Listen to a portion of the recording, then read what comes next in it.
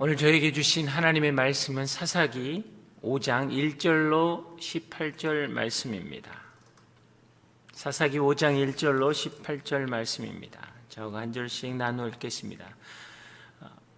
그날 두보라와 아비노함의 아들 바락은 노래를 불렀습니다. 이스라엘의 지도자들이 앞장서고 백성들이 자원의 전쟁에 나갈 때 여호와를 찬양하라. 왕들아 들으라. 군주들아 귀 기울이라. 내가 여호와께 노래하라. 내가 노래하리라. 내가 이스라엘의 하나님 여호와를 찬양하리라. 여호와여, 주께서 세일에서 나가실 때, 주께서 에돔 땅에서 전진해 나가실 때 땅이 흔들리고 하늘이 비를 쏟고 구름도 물방울을 떨어뜨렸습니다. 산들이 여호와 앞에서 진동하니 저 시내산도 여호와 이스라엘의 하나님 앞에서 진동했습니다. 아나스의 아들 삼갈의 시대에, 야엘의 시대에 큰 길은 비었고 여행자들은 구불구불한 길로 다녔다네. 결국 나 두보라가 일어나게 될 때까지, 이스라엘의 어머니로 일어나게 될 때까지 이스라엘에는 마을 주민들이 없었다네. 그들이 새로운 이방 신들을 선택했고 그때 전쟁이 성문까지 이르렀다네. 이스라엘의 군이 4만 명 가운데 방패 하나, 창 하나 보였던가. 내 마음이 이스라엘의 통치자들과 백성들 가운데 전쟁에 자원한 사람들에게 향해 있나니 여호와를 찬양하라. 값비싼 당나귀를 타고 다니는 사람들아, 높은 지위에 있는 사람들아, 길을 가는 행인들아, 모두 다 찬양하라. 활 쏘는 자들이 떠드는 소리에서, 물 깃는 곳에서, 거기서도 여호와의 의로운 일을, 이스라엘 지도자들의 의로운 행동을 칭송하라. 그때 여호와의 백성들이 성문으로 내려갔다네. 깨어나가라, 깨어나가라, 두보라여, 깨어나가라, 깨어나서 노래하여라. 일어나거라, 바락이여, 내 포로를 사로잡아라. 아비노함의 아들이여. 그때 남은 사람들이 존귀한 사람들에게 내려오고 여호와의 백성이 용사를 치러 내게 내려왔다네. 에브라임에서 아말렉의 출신의 사람들이 왔고 내 뒤를 따라온 백성들은 가까운 베냐민에서 있었다네. 마길에서 지휘관들이 내려왔고 스불론에서 군대 소집 장관들이 내려왔다네. 이사갈의 지도자들은 두보라 편이었다네. 이사갈 또한 바락과도 같은 편이었으며 그를 따라 골짜기에서 내려갔다네. 루벤 지파는 심사숙고했다네. 내가 왜 양 우리 주변에서 머뭇거리고 있으냐? 양떼의 울음소리를 듣기 위함이냐? 루벤 지파는 심사숙고했다네. 길리앗은 요단강 저편에 머물러 있었다네. 다는 왜 배에 머물러 있었느냐? 아셀은 해변에 남아 부둣가에 머물러 있었다네. 스불론은 자기 목숨까지도 아끼지 않는 사람들이었다네. 고온의 전쟁터에서 납달리 또한 그랬다네. 아멘. 오늘 하나님 말씀 여러분과 함께하길 주의 이름으로 축복합니다. 성령의 능력이 여러분의 삶을 붙잡길 주의 이름으로 축복합니다. 성경에는 여러 사람들의 노래가 기록되어 있습니다. 홍해를 가르고 마른 땅을 지나가게 하시고 애굽의 군대를 수장시킨 하나님을 보고 출애굽기 15장에서는 모세와 미리암이 하나님을 위해 찬양의 노래를 부릅니다. 눈물의 기도로 사무엘을 얻은 후에 부른 한나의 노래가 있고 적과의 싸움에서 승리한 후에 부른 다윗의 노래. 그래서 다윗은 항상 그가 노래 부르는 자라고 표현이 되죠. 천사의 방문 후에 부른 마리아의 노래. 이처럼 성경의 곳곳에는 노래를 담고 있습니다. 성경에서 기록된 노래들의 공통점은 그들의 삶에서 역사하신 하나님의 능력과 베풀으신 은혜에 대한 노래입니다. 오늘 우리가 읽었던 이 본문의 내용도 불가능해 보였던 전쟁에서 승리 주신 그 하나님을 찬양하는 이야기입니다. 그래서 오늘 본문의 제목은 두보라의 노래, 두보라와 바락의 노래라고 이야기하기도 하죠. 1절을 보면 그날에 두보라와 아비노함의 아들 바락은 노래를 불렀습니다 라고 되어 있습니다. 그날은 어떤 날입니까? 이날은 20년 동안 가나안 족속의 그 횡포의 통치 아래 비참한 인생을 살았던 이스라엘, 그들이 하나님께 부르짖자 하나님께서 여사사 드보라를 세우시고 바락과 함께 그 백성들을 치고 크게 승리를 일으키는 그 날이었습니다. 그날이 그 기쁜 날이었기에 오늘 그들의 입술 속에서는 찬양이 넘쳐났던 것이죠. 오늘 본문에서 이 노래를 불렀다라고 하는데, 오늘 저는 이 노래에 있어서 영적인 큰 두 가지 메시지를 나누려고 합니다. 첫 번째는 역사하신 하나님의 능력과 베푸르신 은혜를 통해 승리한다라는 것은 과거 완료형이 아니라 현재 진행형이다라는 것이죠. 먼저 드보라는 과거에서 역사하신 그 하나님에 대해서 찬양하고 있습니다. 4절을 보면 여호와여, 주께서 세일에서 나가실 때, 주께서 에돔 땅에서 전진행할 때 땅이 흔들리고 하늘에 비를 쏟고 구름이 물방울을 떨어뜨렸습니다 라고 되어 있습니다.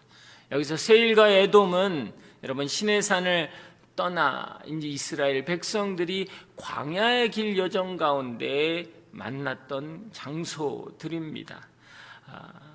드보라는 자기의 조상들이 출애굽의 여정을 통해서 하나님께서 땅을 흔들고 하늘에 비를 쏟으시며 하나님의 권능과 은혜로 이스라엘 백성들을 도우시고 구원하셨다라는 것을 고백하면서, 그 고백은 거기에서 멈추지 않고 오늘도 동일하게 하나님께서는 그 구원의 역사를 우리에게 허락하셨다라고 말씀하고 계시는 것입니다. 여러분, 신앙은 점이 아니라 선입니다. 우리의 어떤 상황 속에서 일어나는 이벤트의 개념이 아니라 우리의 삶 홀 라이프에서 일어나는 히스토리라는 거예요. 그래서 하나님은 우리에게 역사하실 때 상황을 보지 않고 여러분 스토리를 보시는 겁니다. 마음의 중심을 보시는 것이고 과정을 보시고 그것을 허락하신다라는 것이죠. 6절에서 8절까지를 보면 또 드보라는 자신들의 처지를 고백하고 있습니다. 6절에 큰 길이 비어 있었다라고 있죠. 가나안 족속의 지배 아래에 있을 때 그들은 통행세를 내야 했고, 그 통행세가 너무나 과다했기 때문에 그 길로 다닐 수 없고 새 길로 다닐 수밖에 없었다라는 거예요. 그리고 수시로 약탈을 당하기 때문에 그들은 그 길을 걸어 다닐 수 없었다라는 것이죠. 가나안의 그 약탈과 억압 정책이 얼마나 심했는가를 보여줍니다. 또 7절에 보면 마을 주민들이 없었다. 여기서 마을 주민은 영적 리더십들을 이야기하기도 합니다. 결국 이스라엘 백성들은 마을을 버리고 도망칠 수밖에 없었고, 그들을 이끌어야 할 영적 지도자들은 다 끊어졌다라는 것입니다. 이런 시대적인 암울함과 절망 속에서 하나님은 드보라를 사사로 세우셨다라는 것이죠. 그러면 그들이 왜 이렇게 됐느냐? 그 이유에 대해서 8절에는 그들이 새로운 이방신들을 선택했기 때문이라는 거예요. 이스라엘 백성들이 20년간 가나안의 지배를 받으며 고통 가운데 살 수밖에 없었던 이유는 하나님을 버리고 그들이 우상 숭배를 했기 때문이라는 거예요. 그래서 8절에 그 결과로 전쟁이 성문에 이르렀다라는 거예요. 대적들이 이스라엘을 공격하고 성을 에워싸고 일촉즉발의 위기 상황 가운데 있지만 이스라엘은 너무나 안타깝게도 칼이나 방패와 같은 기본적인 무기 하나도 갖지 못하고 있는 상황이었다라는 거예요. 드보라가 이스라엘의 이 상황에 대해서 노래하는 이유는 무엇입니까? 이처럼 그들이 하나님을 떠나 우상 숭배를 하며 마땅히 죽어 마땅한 그들, 그리고 그들의 상황은 칼과 창과 방패 하나 없어서 무력화가 영원약한 그들 앞에 철병거로 나타난 가나안 족속은 전쟁에서 도저히 해볼 수 없는 불가능한 상황이었지만 하나님께서는 승리케 하셨다라는 거예요. 하나님이 도우시고 하나님의 그 구원의 은혜가 있었기에 그들은 승리할 수 있었다라고 이야기하고 있습니다. 그래서 마치 출애굽의 역사를 이야기하면서 자신들의 상황을 대비시킵니다. 두볼산에서 내려와 기손광에서 시드라 군과 전쟁을 일으켰다라고 하면서 마치 이스라엘의 구원의 역사를 은유적으로 표현하고 있다라는 거죠. 사랑하는 여러분, 신앙의 고백은 단순히 우리의 상황 가운데 역사하신 하나님을 보는 것이 아닙니다. 창세전부터 허락하셨던 그 언약의 약속, 그 구원의 은혜, 그것이 우리의 삶 가운데 있기에 그 믿음을 가지고 선포할 때 오늘 하나님의 역사가 일어난다는 거예요. 때때로 우리는 우리의 상황을 보면서 하나님께 기도를 올리지 못할 때도 있습니다. 이렇게 연약한데, 이렇게 부족한데, 이렇게 나약한데, 아니요, 때로는 죄에 무너져서 어찌할 바를 모르고 있을 때 우리가 어떻게 해서 하나님의 은혜와 긍휼을 구할 수 있을까요? 그것은 우리의 형편이나 상황을 가지고 나오는 것이 아니라 신실하신 하나님의 은혜를 가지고 나오기 때문이에요. 그래서 오늘 드보라의 고백은 그렇습니다. 하나님께서는 우리의 형편을 너무 잘 아신다는 거예요. 우리의 우상숭배의 이 상황 때문에 당신은 그 가나안 족속을 허락하셨습니다.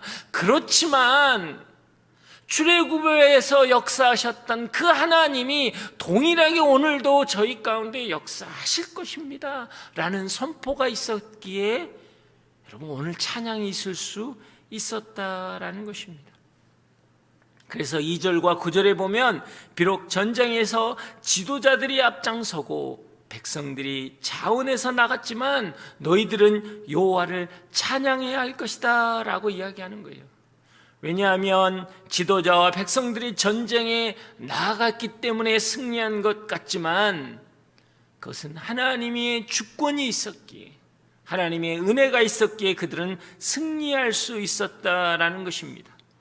드보라와 바락은 제대로 된 칼자루 하나 없는 그 상황에서 시드라의 철병거 앞에 나아왔습니다. 그리고 전쟁에 승리할 수 있었다라는 것이죠.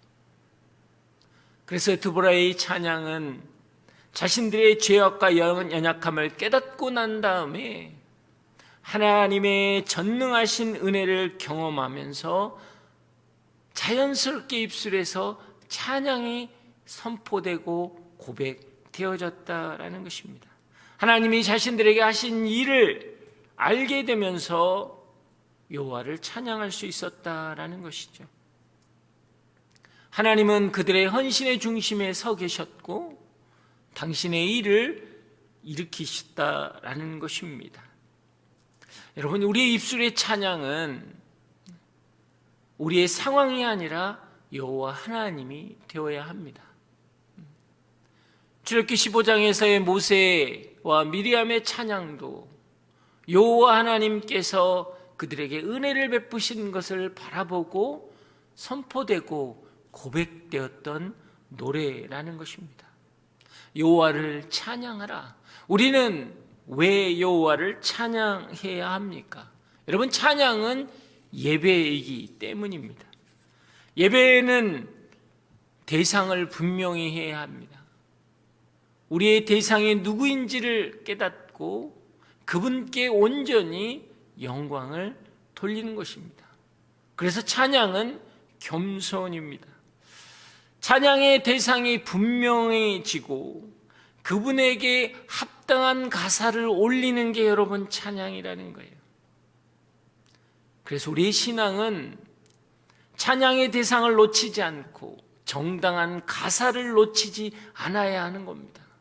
찬양은 내 감정이나 내 상황을 노래하는 것이 아니라 여호와 하나님이 되어야 하는 거예요. 그리고 그분이 하실 일, 그리고 그분이 하신 일에 대해서 고백을 하는 것입니다. 내 아픔과 내 고통 때문에 흐느끼는 것이 아니라 하나님의 신실하심 때문에 오늘 내 삶 가운데 일어날 역사를 선포하는 것이고 그 역사를 바라보며 하나님의 긍휼과 은혜를 고백하는 것입니다. 오늘 성경은 우리가 읽지 않았지만 4장 15절에 보면 딱 한 줄로 철병거 900대가 어떻게 무너지는지를 간단하게 요약하고 있습니다. 전쟁의 기록보다 오늘 찬양의 기록이 너무나 길다라는 것이죠. 사사기는 전쟁의 역사를 기록한 역사가 아니라 살아 역사하시는 하나님의 영광을 드러내는 역사서라는 것입니다. 그래서 예수님조차도 내 뜻이 아닌 아버지의 뜻을 고백하는 것이죠. 우리의 신앙 가운데 그 믿음의 여정이 있길 주의 이름으로 축복합니다. 그래서 3절에 보면 왕들아 들으라, 군주들아 귀 기울이라 라고 되어 있습니다. 너희는 주인공이 아니라 들어야 할 청자라는 것입니다. 전쟁의 승패는 군사력의 강함에 있지 않다라는 것입니다. 여호와 하나님께 있다라는 것이죠. 강대국과 약소국의 차이가 아니라 하나님이 계시느냐 계시지 않느냐의 차이라는 것이죠. 그래서 사무엘상 17장 4절에 보면 골리앗 앞에 선 다윗의 고백이 나옵니다. 또한 여호와께서 칼이나 창으로 구원하시지 아니하실 것을 여기 모인 사람들이 다 알게 될 것이다. 전쟁은 여호와께 속했으니 그분이 너희 모두를 우리 손에 넘겨주실 것이다. 그래서 우리는 항상 말씀에 귀 기울여야 하는 겁니다. 상황은 나를 주인공으로 만듭니다.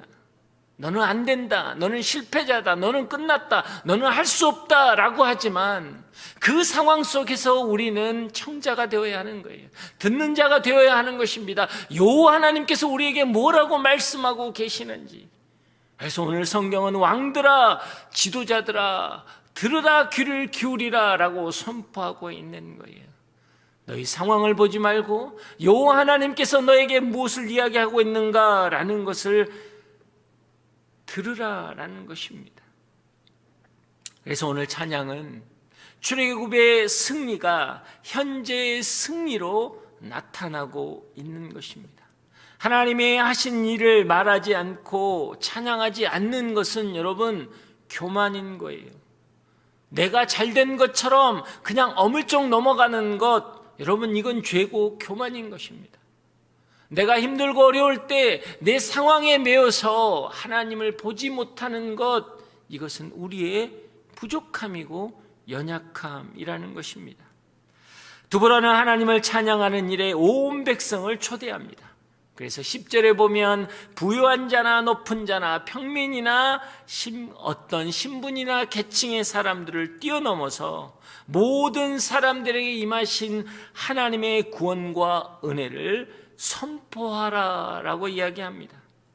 여러분, 하나님의 구원의 역사는 조건이나 자격을 잊지 않고 오직 하나님의 은혜에 있다라는 것이죠.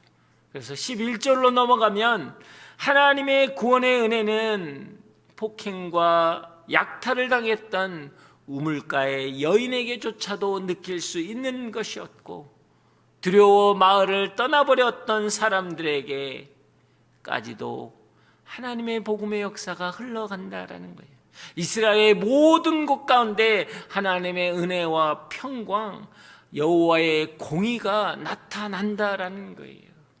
이것이 여호와 하나님의 은혜인 것입니다. 내가 지금 어떤 상황에 있더라도, 내가 어떤 위치에 있더라도, 내가 어느 곳에 있더라도 여호와의 은혜는, 여호와의 공의는 오늘 우리 가운데 임할 것입니다. 그래서 12절에 반복적으로 이야기하는 거예요. 깨어라, 깨어나거라, 깨어나서 노래하여라 라는 것입니다. 그래서 믿는 자의 삶은 무엇입니까? 절망의 자리에서도 회복을 노래하는 것입니다. 오늘 이 노래는 전쟁은 끝났지만 그 일을 하나님께서 하셨다라는 것을 기억하라라는 거예요. 전하고 찬양하라라는 것입니다. 여러분, 이게 굉장히 중요한 메시지라는 거예요. 히브리어로 기억하다라는 것은 여러분 자카르라는 단어인데요. 여러분, 이 자카르는 단순히 과거의 어떤 사실을 기억하고 암기하는 정도가 아니라 주의를 기울여 묵상하고 회상하고 스스로 권면하여 일깨우고 적극적으로 그리고 능동적으로 그것을 받아들이는 영적인 행위를 가리키는 단어입니다. 누군가를 향한 직접적인 행동에 여러분 초점이 맞춰져 있다는 거예요. 이것은 무엇을 이야기하느냐? 예전에 하나님이 하셨던 그 일을 동일하게 오늘도 다시 일으키신다라는 고백이라는 거예요.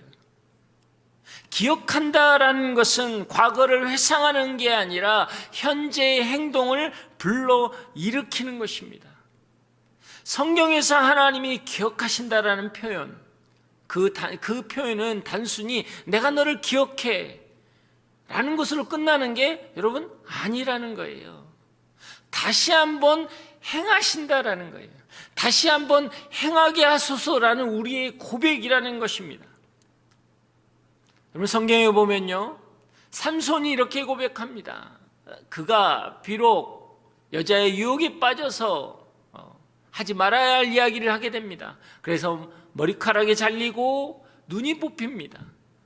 쇠고랑이를 채워서 있을 때 그가 하나님께 부르짖은 이야기가 있습니다. 하나님 나를 기억하소서. God, remember me. 하나님 나를 기억하소서. 그 하나님이 기억하셨기에 삼손은 다시 힘을 얻게 되고 그들을 무너뜨릴 수 있게 되었다라는 것입니다. 여러분 사무엘 1장 19절에 보면 한나에게도 동일한 이야기가 있습니다. 여호와께서 한나를 기억하셨다. The Lord remembered her. 하나님이 그녀를 기억하셨다. 그 말 전에 뭐가 있었냐면 한나는 정말 안타까워서 하나님께 기도했습니다. 그랬더니 하나님이 한나의 기도를 기억하시고 그 다음 문장이 한나가 사무엘을 임신했다라는 성경의 이야기가 나온다라는 거예요. 창세기 8장 1절에 보면 하나님이 노아와 그와 함께 방주에 있는 모든 들짐승과 가축을 기억하사 하나님이 바람을 땅 위에 불게 하며 물이 줄어들었고 노아의 가정과 모든 짐승들이 1년 동안 방주에 있었습니다. 물이 온 지면을 덮고 있고 천하에 남는 것이 하나도 없는 상황이었어요. 언제 나가야 할지 그들은 어떻게 해야 할지 모르는 상황이었습니다. 노아의 가정이 완전히 구원받는 것은 하나님이 기억하셨기 때문이에요. 하나님이 만약에 기억하지 않았다면 구원하셨는데 그 다음 여정이 어떻게 될지 모르는 거예요. 하나님은 그들을 기억하셨기에 바람을 일으켜서 땅을 마르게 하시고 그들이 땅에 거할 수 있게 하셨다라는 거예요. 내가 너를 지켜보고 돌보고 있다라는 것입니다. 단 한순간도 시선을 떼지 않았다라는 말씀을 하고 있는 거예요. 아브라함과 롯 사건을 봐도 그렇습니다. 하나님께서 들판에 성들을 멸망시킬 때 아브라함을 기억하셔서라고 되어 있습니다. 그래서 롯이 살던 성에 유황불이 떨어질 때 롯을 하나님이 건져내셨다라는 거예요. 여러분 아브라함은 롯을 구해달라고 기도한 적이 단 한 번도 없습니다. 그러나 그의 마음 가운데 50명이 45명이 40명이 30명이 20명이 10명이 그 뜻은 무엇이냐면 하나님 롯을 살려주시면 안 되냐는 그 마음조차도 하나님은 기억하셨다라는 거예요. 여러분 이게 우리의 믿음의 고백이 되어야 하는 것입니다. 우리가 매 순간 찬양하고 예배할 때 우리의 찬양이 뭐가 되어야 합니까? 하나님이 하신 일, 그 일이 오늘 다시 이루어질 것입니다를 선포하는 게 찬양이라는 거예요. 찬양은 그냥 나의 감정을 다스리는 게 아니고 나의 감정을 위로하는 것이 아니라는 거예요. 그 전능하신 하나님이 오늘 우리 가운데 임하셔서 우리의 삶 가운데 역사하십니다 라는 것을 선포하는 거예요. 여러분 이것이 기억하는 것입니다. 여러분이 성경을 읽을 때 왜 우리가 기억해야 합니까? 우리가 성찬을 할 때 고백이 무엇입니까? 이것은 내가 너희를 위해 찢긴 몸이니 이것을 마실 때마다 기억하라. 이것은 내가 너를 위해 준 살이니 이거를 먹을 때마다 새 언약을 기억하라 라고 하는 거예요. 그것은 무엇입니까? 단순히 십자가 사건을 그냥 우리는 구원받은 자라는 걸 기억하라는 개념이 아니에요. 십자가의 은혜가 오늘도 동일하게 역사한다라는 거예요. 다윗이 골리앗 앞에 설 때 뭐라고 했습니까? 사자와 곰의 발톱에서 하나님이 나를 지키셨습니다. 그 기억 때문에 오늘 내가 골리앗 앞에 나아갈 때 하나님이 지키실 것입니다 라고 고백한 거예요. 그 기억은 오늘 역사하시는 하나님을 고백하는 믿음의 반석이라는 겁니다. 우리가 성경을 읽을 때 우리가 그 성경을 암기하고 고백하고 마음에 두어야 하는 이유가 뭐냐라는 거예요. 기억하는 거예요. 하나님이 그렇게 하셨다라는 거예요. 홍해를 가르신 하나님이 오늘 내 인생의 홍해를 가르실 것입니다. 그리고 바람을 불어 마른 땅을 새로운 길을 지나가게 하실 것입니다. 이것이 신앙의 고백이라는 거예요. 이것이 우리의 찬양이 되어야 하는 것입니다. 그래서 오늘 성경은 계속적으로 우리에게 찬양하라, 찬양하라, 여호와를 찬양하라 라고 고백하는 거예요. 그 찬양은 여러분의 믿음이 되어야 합니다. 믿음의 선포가 될 때 거룩한 역사가 일어나는 것입니다. 신앙에서 기억한다는 것은 단순히 과거를 회상하는 것이 아니라 현재의 행동을 부르는 거예요. 다시 한번 행하소서. 오늘도 동일하게 행하소서 하는 거예요. 하나님이 하신 일을 기억할 때 오늘날도 다시 그 일이 일어나는 것입니다. 역사하시는 하나님의 능력과 베푸시는 하나님의 은혜, 이것은 과거 완료형이 아니라 현재 진행형이에요. 이게 믿음의 고백입니다. 그리고 시간이 없지만 14절에서 18절에 보면 두 번째 영적인 메시지를 주고 있습니다. 그것은 뭐냐면 전쟁에 동참한 지파들은 칭찬을 받고 주저해서 전쟁에 동참하지 않는 지파들은 꾸지람을 받는 역사의 내용을 담고 있다라는 거예요. 역사에 기록되었다라는 거예요. 그래서 다시는 하나님의 영적 전쟁 가운데 주저하지 말라라고 고백하는 것입니다. 마치 헌신과 배신은 기록된다라는 거예요. 말라기 3장 16절에 보면 그때 여호와께서 여호와를 경외하는 사람들이 서로 말하는 것을 귀 기울여 들으셨다. 여호와를 두려워하고 그분의 이름을 존중하는 사람들을 여호와 앞에서 있는 기억의 두루마리에 기록하셨다. 하나님은 기록하신다는 거예요. 15절에 17절에 보면 전쟁에 동참하지 않는 지파들이 나옵니다. 루벤 지파는 심사숙고했다라는 건 주저했다라는 거예요. 왜? 루벤은 지파들은요 가축이 많은 지파들이었습니다. 재산들이 많았기 때문에 그것을 돌보느라 하나님의 공의의 전쟁에 참여하는 것을 주저했다라는 거예요. 17절에 길리앗은 요단 동편 지역입니다. 너무 멀기 때문에 우리는 참석하기가 어렵다라는 거예요. 단과 아셀은 무역이 활발했던 지역이기 때문에 그들이 갖고 있는 부 때문에 전쟁에 동참하지 않았다라는 거예요. 가진 것이 많았고 지킬 것이 많았기에 하나님께 동참하지 않았다라는 겁니다. 이것은 마치 부자 청년의 비유와 같은 거예요. 하나님이 부자 청년이 왔을 때 너는 너의 소유를 다 남에게 나눠주고 나를 따르라. 하나님의 부르심 앞에, 하나님의 제자로의 부르심 앞에 그는 그가 가진 것이 많아서 심히 고민하며 그 길을 떠났더라라고 이야기합니다. 누가복음 14장에 보면 어떤 사람이 큰 잔치를 베푸는데 그 초청받은 사람들이 뭐라고 이야기합니까? 나는 오늘 밭을 샀기 때문에, 나는 오늘 황소를 샀기 때문에, 나는 오늘 장가를 갔기 때문에 갈 수 없습니다 라고 이야기했다라는 거예요. 여러분, 영어에서 이 바보라는 이 뜻은 그러니까 이디오트라고 하는데, 이디오트의 이 원어적인 뿌리는 이디오테스에서 나왔습니다.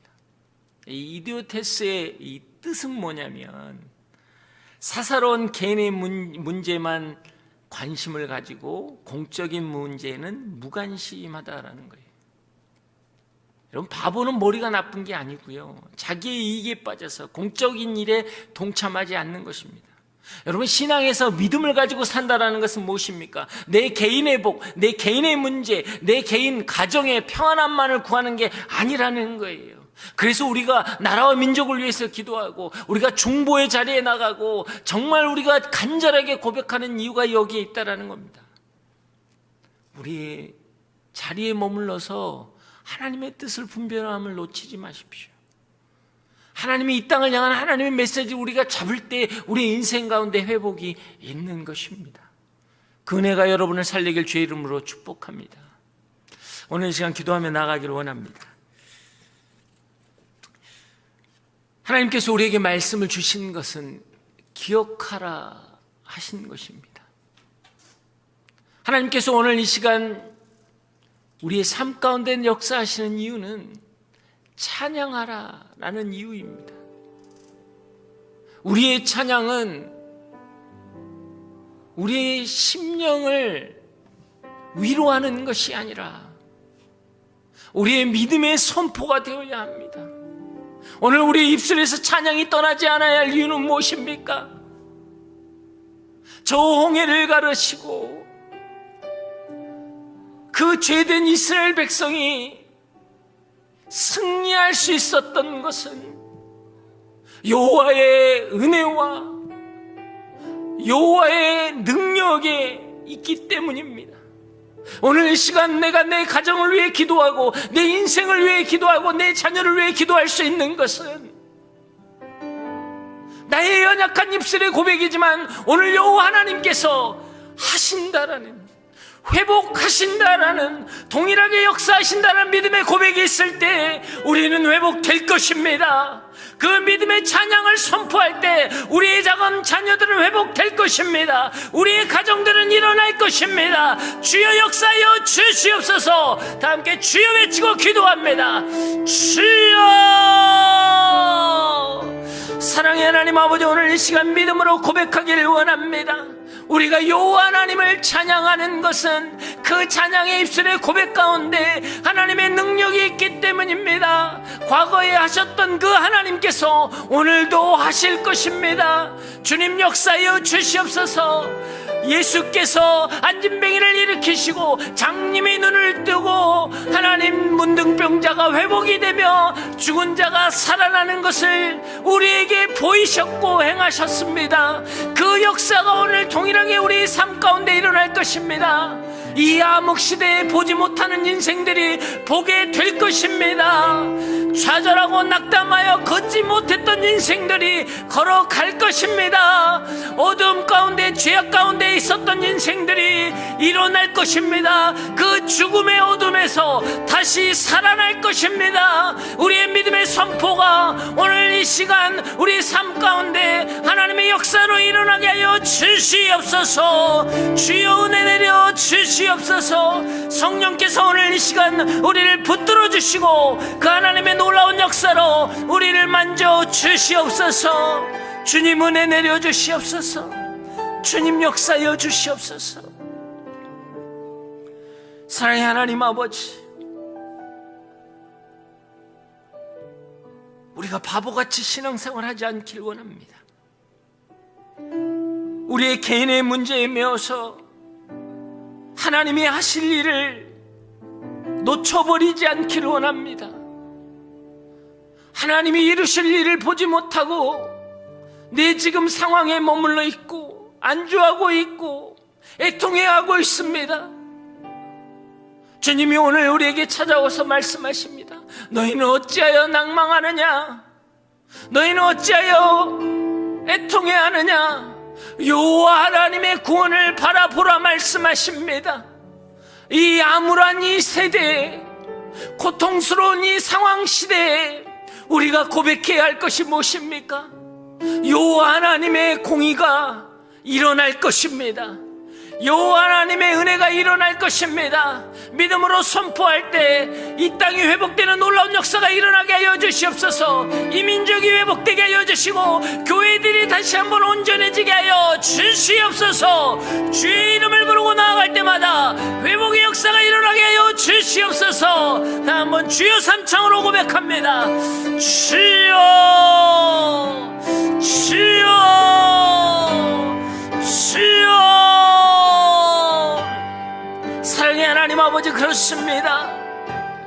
부자 청년처럼 내가 가지고 있는 상황 때문에, 내가 가지고 있는 환경 때문에, 내가 누리고 있는 지금 이곳 때문에 망설이고 있지는 않았습니까? 갈등하고 있지는 않았습니까?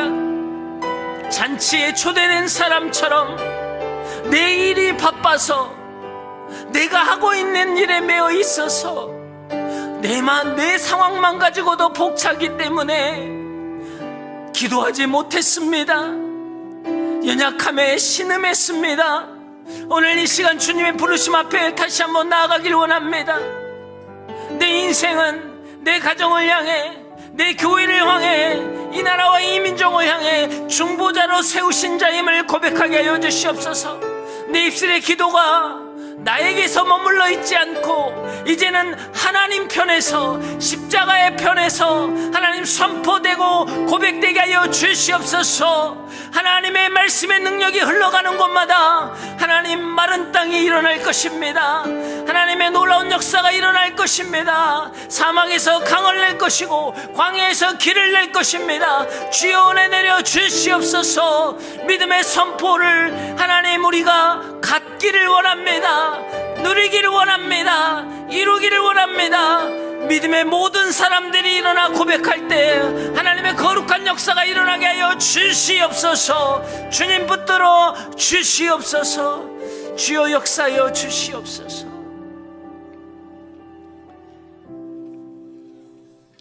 사랑의 하나님, 그렇습니다. 하나님은 우리를 기억하십니다.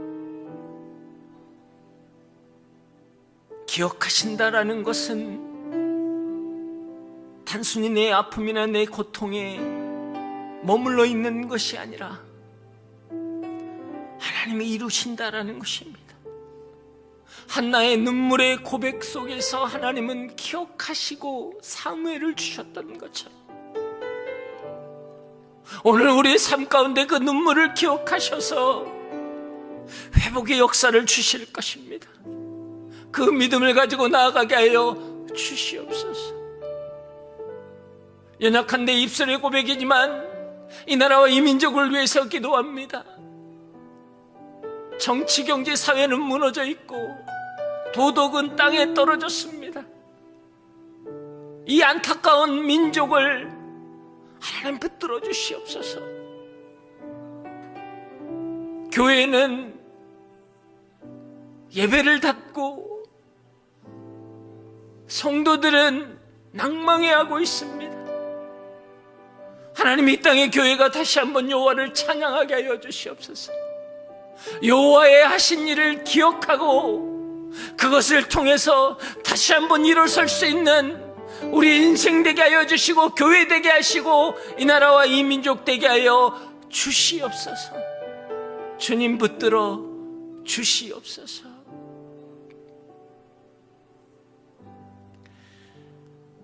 이제는 우리 주 예수 그리스도의 은혜와 하나님의 그 크신 사랑과 성령의 교통하심과 만지심이 여호와 하나님의 하실 일을 기억하고 그것을 통해 회복과 역사함을 선포하며 나가기를 고백하는 여기에 머리 숙인 한 분 한 분 머리 위에 그분의 인생과 가정과 자녀와 일터 위에 이 나라와 이 민족 위에 저 북녘 땅 위에 모든 선교지와 선교사님과 그들의 사역 위에 지금부터 영원히 함께 하시기를 간절히 축원하옵나이다. 아멘.